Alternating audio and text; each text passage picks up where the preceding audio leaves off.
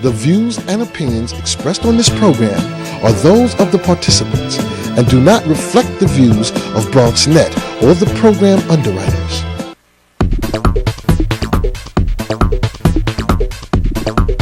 BronxNet. Your voice, your views, your vision.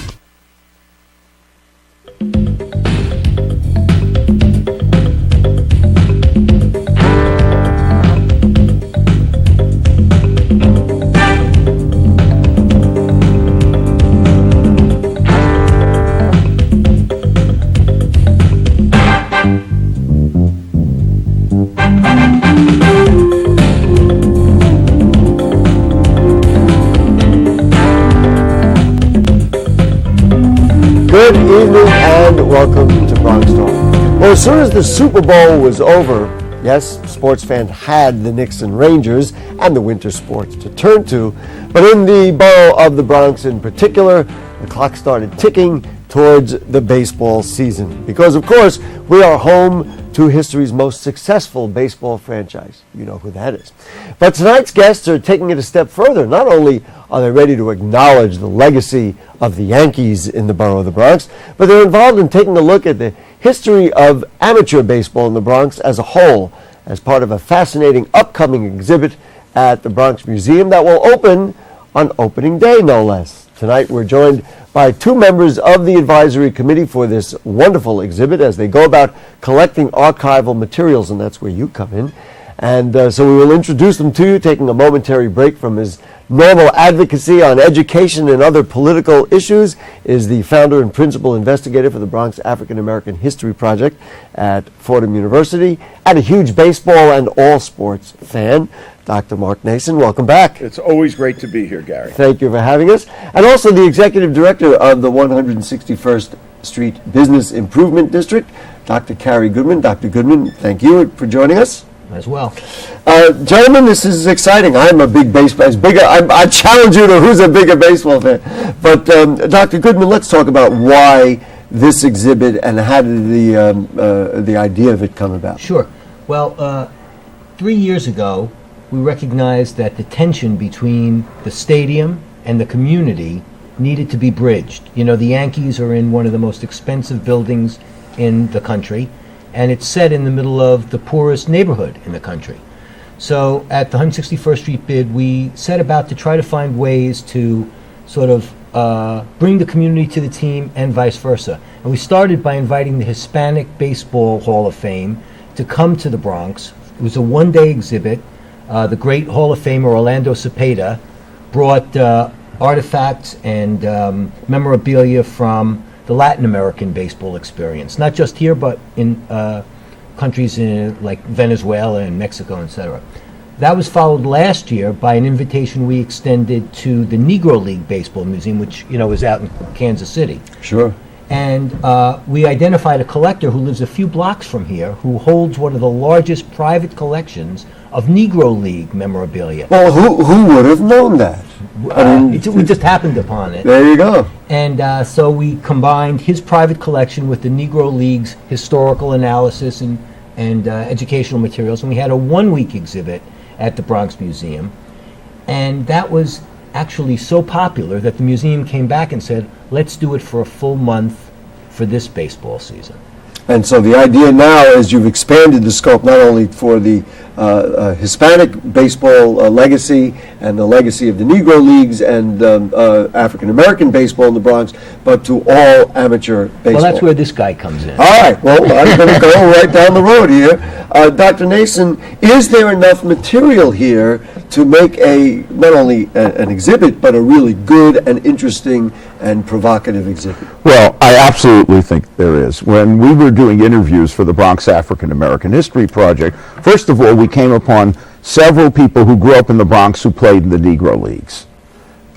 Secondly, we came across an incredible baseball legacy in Crotona Park and St. Mary's Park of both Little League baseball and top-flight amateur baseball.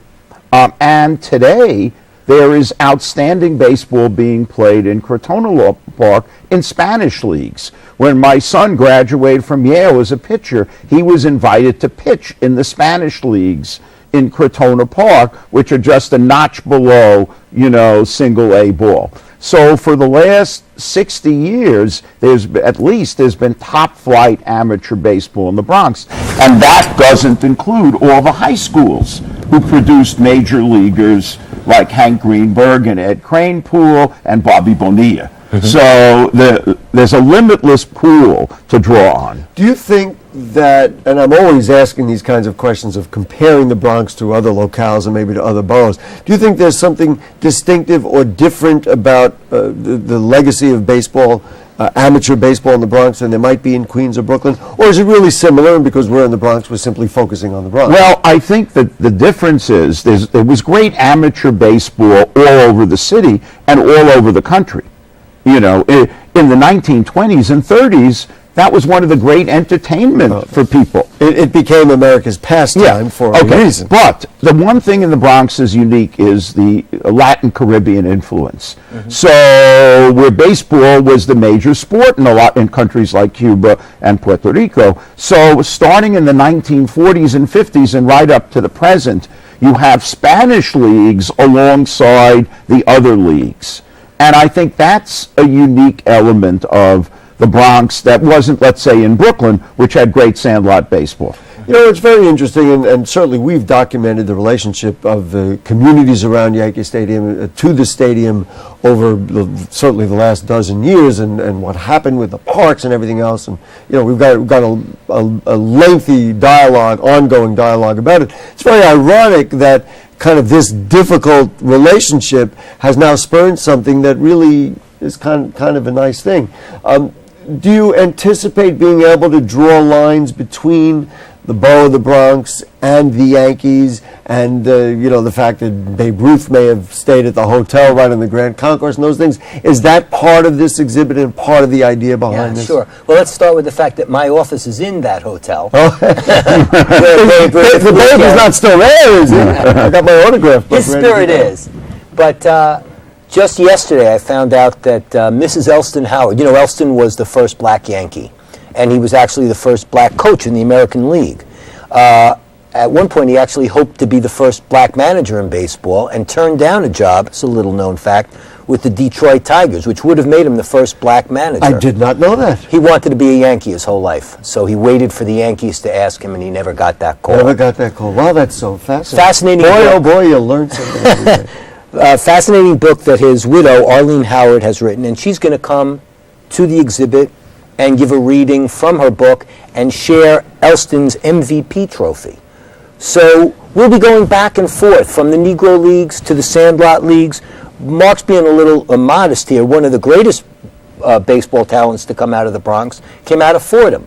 In fact, there are only two people in the Baseball Hall of Fame from the Bronx who were born in the Bronx. I can do it. Ready? Frankie Frisch and Hank Greenberg, of course. Well, no, it's Frankie Frisch. It's not Hank Greenberg. He was born in Manhattan. Oh, you'll never guess. You'll never guess the other member of the hall that came from the Bronx. Born in the Bronx. I don't know. You'll have to tell me. Well, we could sit here and I could try and do it, but the clock is ticking on our show, so I don't want to do that. Walter O'Malley, the guy who signed, along with Branch Rickey, Jackie Robinson, and who is hated in Brooklyn, right? And he's one of ours in the Bronx. Right. He's a Bronx-born guy. Wow, who would have known? Then let's talk about the whole amateur aspect of this. And then we're going to show pictures. I wanted to, because I'm as big a baseball fan as anybody, we're going to show some pictures. There's a huge amateur legacy. Now, when you say amateur, people, it might not register. We're talking about little leagues. We're talking about softball leagues, can I assume? I mean, things like that. I know as a kid, I played on a number of teams for a number of years in the Hebrew school leagues. That would have to be another aspect that you'd have to document. And then high school ball. Yeah, here we go. We're taking a look now, and let's just go through these. I think these are fun as heck. My God, I love that. No, wait, go slow. Go back to that other one. Can we do that? Now, that one, it's a Stevenson High School. I was thinking it looked like the old James Monroe High School. It's actually Stevenson, yeah. All right, now keep going then. What's next? Now, who is this? Do we have a sense of what this is? Mark? No. Okay, but this is the bottom line. But this is the is- kind of stuff that we're trying to retrieve from your listeners and viewers. Right. People who have their own individual photo or scrap albums of their playing, or their sons or daughters too. Right. So let's also, there's an email address so that if people have old pictures of mom and dad or grandpa and grandpa absolutely, or that's- yourself, let's go to the next picture. Or Jane, you can pop that email up. Now this, I love that. I got to tell you, I love this picture because I'm looking for my kids in there. Well, I know my kids played on the A's at some point. Yeah. So here it's Bronxites in baseball at gmail.com. Or they can go on the Bronx Museum website, Right. and right on the homepage it says open call, and you can click there, and the on form it. is there. And basically you're uploading your pictures, and then you could very well be included. Absolutely. You know, and here's a South Riverdale Baseball League. It's black and white, so we assume it's from a while back. And if you look at the age of the car in there, one would think it's maybe a late 60s, I would say. Mhm. But this is the kind of picture that I'm guessing my viewers on Bronx Talk have dozens Tucked away or hundreds. somewhere. I know I do. Great. Now this, stay here for a second. This to me, Dr. Nason, captures a little bit of the of what really Sandlot Ball is all about, Yeah. doesn't it? There's a little girl there. I guess is that third base? Right, absolutely. Yep. And this And it looks like Van Cortlandt Park. either Van Cortlandt or I was thinking Pelham Bay Park. Pelham Bar, Payer, Van Cortlandt, yeah. But those are the kind of pictures. Look at this. Wow. Well, this is Mark's unique contribution to our efforts this year. We exclusively focused on the professionals the first two times out, and he had the wisdom to suggest that there's a rich trove of historical and archival materials. I guess, that we and get. Dr. Nason, to track the history of any peoples, that's really where you've got to go. We know that certainly you could do the Yankees and the Hank Greenbergs and the Walter O'Malleys, but if you really want to know the heart and soul of the borough on any topic, that's what you got to Yeah. do. Well, you look at music and you look at sports. All right, there you go. Well, you've done enough on music. Music. We've had you on here Right. about music. Let's go back and let's watch some more. I don't know. Are there more, Jane? There are more? Here we go. The John McCord story. Yeah. I don't know what that is. Well, some of these are we today discovered that we've got someone from the Catholic High School Baseball League. He played for St. Pius. Right. So playing for St. Pius gave him a whole skein of other teams that he's reached out to, and now we're retrieving those. This pictures. looks like a photo session or a awards dinner. This is or Van something. Nest The Little Van League. Nest Little League. Yeah. And that's the other thing, the Astor Little League, the Van Nest Little League, Yeah, the Riverdale Astor, Little right. League, Oh, the there's Marshall all- Monaco Little Absolutely. League. Just go. Kingsbridge. And then the high school. Can you imagine Clinton? There you go. You said it right on time. Whoa! Lehman. With Tracy Towers in the back. Monroe. Truman? St. Raymond's. I just wanted to comment. Go back to that picture, Jane. You're not going to let that gorgeous photo. I love that. Look at that This is a motion. picture by a photographer, a Bronx photographer, who was on our show a little while back, named Adi Talwar, and this is just a masterful. I love photograph. that. And you think, you look at the photograph, you say, well, where was the photographer? He said, I was right underneath him, and it's really a tremendous. Look at photograph. that. That's a Sandy Koufax-like stretch. Yeah. Except That he's- kind of flexibility. Except he's a right-hander. He's a right-hander. And yeah. Now look at this. Oh man, I love This that. is definitely the parade grounds, and I would say that's a little while back because I'm very familiar with the parade grounds, and I don't know that they've had a field in that spot, although I see the orange on the left. Maybe this is one of the newer fields. I just don't know.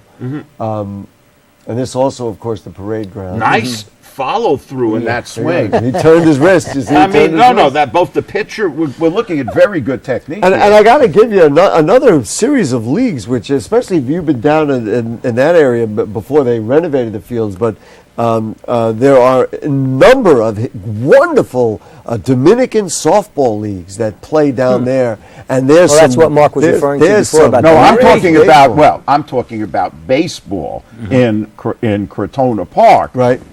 This is near minor league level. This has been very high level in St. Mary's Park. A lot of the people I know from the 50s and 60s said we used to go to St. Mary's Park. The games were almost as good as at Yankee Stadium. There was a time when they didn't have lacrosse, they didn't have squash, people didn't run. If you're an athlete, you played Played baseball or basketball. And so there was very high-level baseball played in this borough in the 40s and 50s. More photos? I'm sorry. I love these. And so this is what's going to comprise the exhibit? Well, there are several elements to it, and if I can, I'll just go Sure. through it. Now this, I was looking at those caps. I coached in that league, in that Marshall Montefiore Little League, and that's, for 15 years. And I was wondering if I'm in there, but that's not a picture of me. Yeah. Get it in there. The other thing about the Bronx is the amazing diversity. That you have this mixture of peoples and cultures that you're going to see in this amateur baseball tradition. There's another one of little kids. I mean, you also have the T-ball. Yeah. Of course, kids who play T-ball. Look at that. That's a great shot. That's another. We getting some great shots. That's excellent technique also. Look at the way he's sprinting. I mean, Dr. Goodman, how do you see the exhibit playing out? In other words, is it just going to be like a photo exhibit? Oh, no, there are a lot of components to it. In fact, we were up at the Bronx Historical Society last week, and we've retrieved some materials from them, photographic, informational, newspaper clippings and the like. So there'll be one huge section which will constitute the sort of photo report of amateur baseball in the Bronx.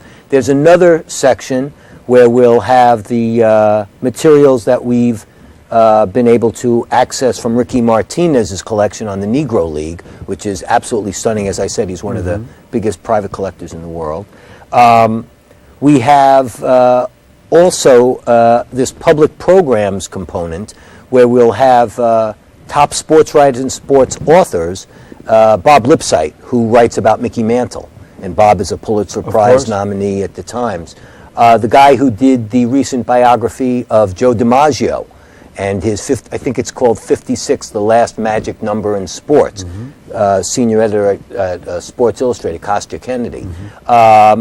So we've got a segment maybe even on the stadium, Yankee Stadium? Well, I was just about to get to that. We have a photographer, a local guy, and this is sort of the reverse of being in the community playing. He was in the community photographing, took a picture every day of the deconstruction of the old Yankee Stadium and the construction of the new stadium. So we'll have some sort of contrast opportunity for people to How far feel back, that. you say you went to the Bronx County Historical Society, how far back did their materials go? I mean, baseball, I think, it's agreed that it was invented in the 1860s. Right. Is that where we're going? First team in the Bronx is 1867, the Morrisania Ball Club. Wow. And we've a professor of history from Manhattan College, one of Mark's colleagues, Dr. George Kirsch, who's done a book on the formation of team sports in America, and he has a chapter on the Bronx as the history of baseball in the Bronx. So he'll be with us too to share that information. This is, so it's really rich. Just, originally when I read about it, and Dr. Nason said, "Hey Gary, you're a baseball fan. Do you have any photographs?" I was like, "Well, yeah, I guess I got some photos." And I said, "Well, that's interesting." And then as I began to think about it, much like you gentlemen, as you were creating it, it started to grow tentacles, and you could literally go everywhere. I want to go back to something Dr. Nason said about, so if you want to study a culture, you study its sports and its music. Explain to me a little bit about maybe the effect of amateur baseball over the years, the effect of the Yankees. What role has baseball played, if any, in the development of the borough of the Bronx? Well, one of the things I was thinking of, through all the hard times that the Bronx went through in the 60s, 70s, 80s, people still played baseball. And it created a usage of public space that kept the community together through all these tragedies and then gave them a basis to rebuild from. And one of the most moving things to me is I remember when Crotona Park was kind of like a wasteland in the 70s. And then the other day, I guess about 5 years ago, I was leading a group of Europeans on a walking tour of historic Morrisania, emphasizing the music. And there was a Little League parade up Prospect Avenue of 300 kids for opening day in Crotona Park.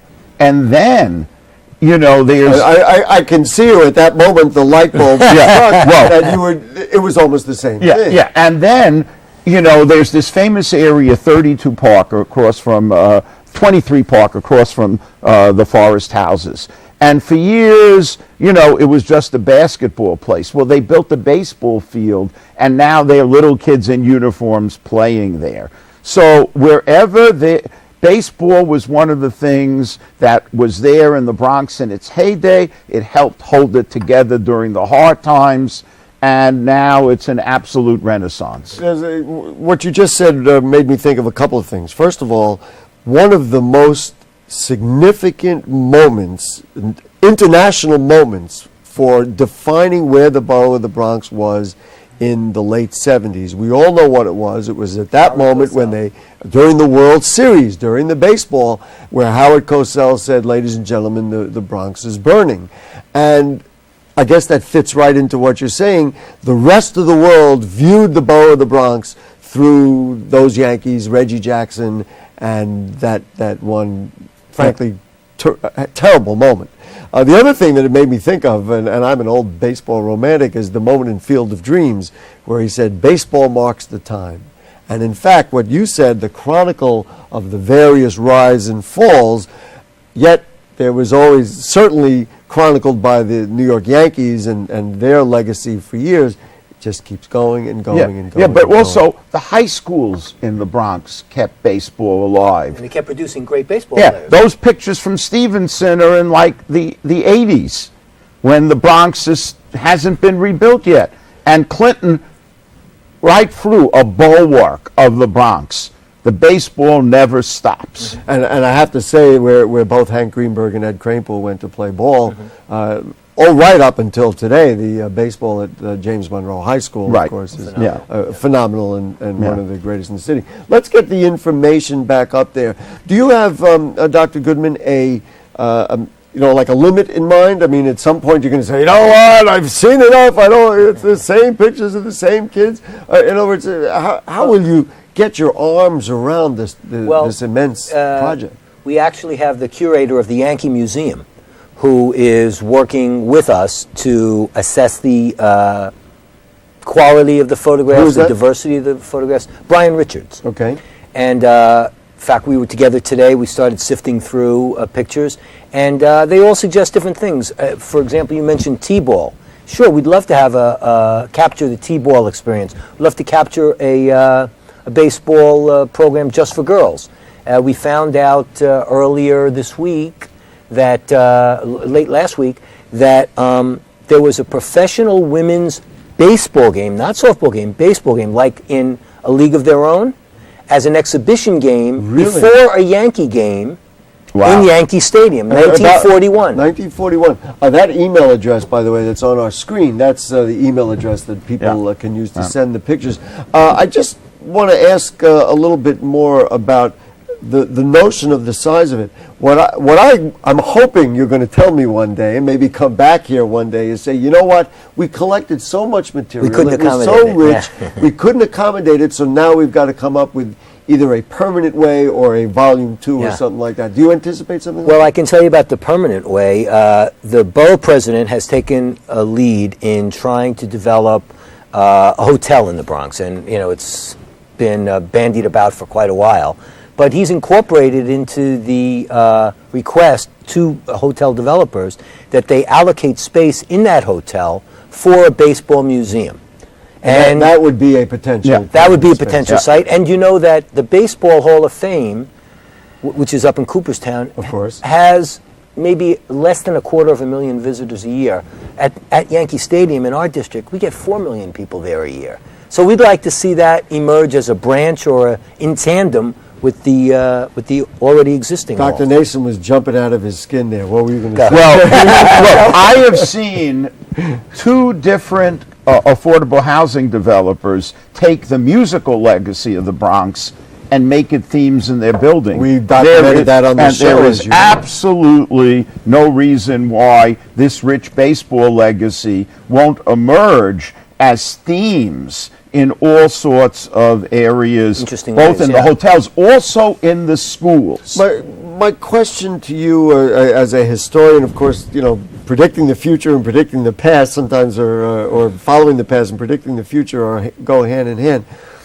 Baseball requires more equipment. It requires more people, and we know why. The city and urban youth have leaned toward basketball. Do you see baseball coming back in some ways, or is it just simply going to stay where it is and chronicle the time? Here's my theory: the fastest growing group in the Bronx are Dominican immigrants being pushed out of Washington Heights and Inwood.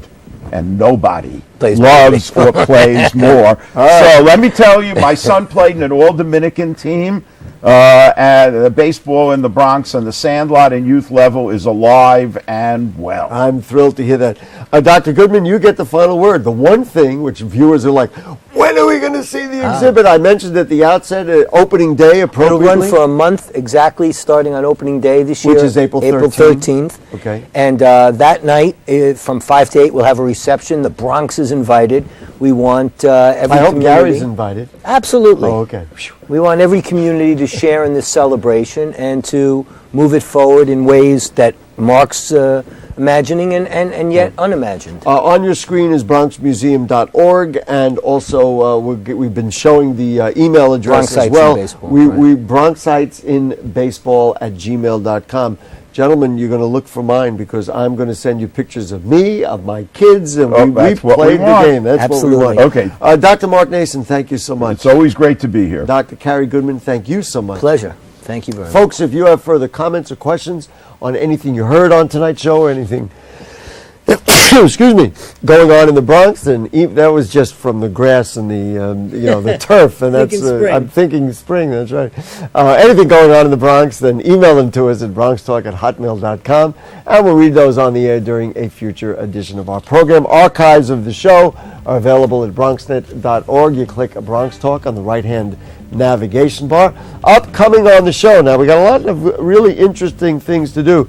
Next week, please make note that the borough president will be our guest.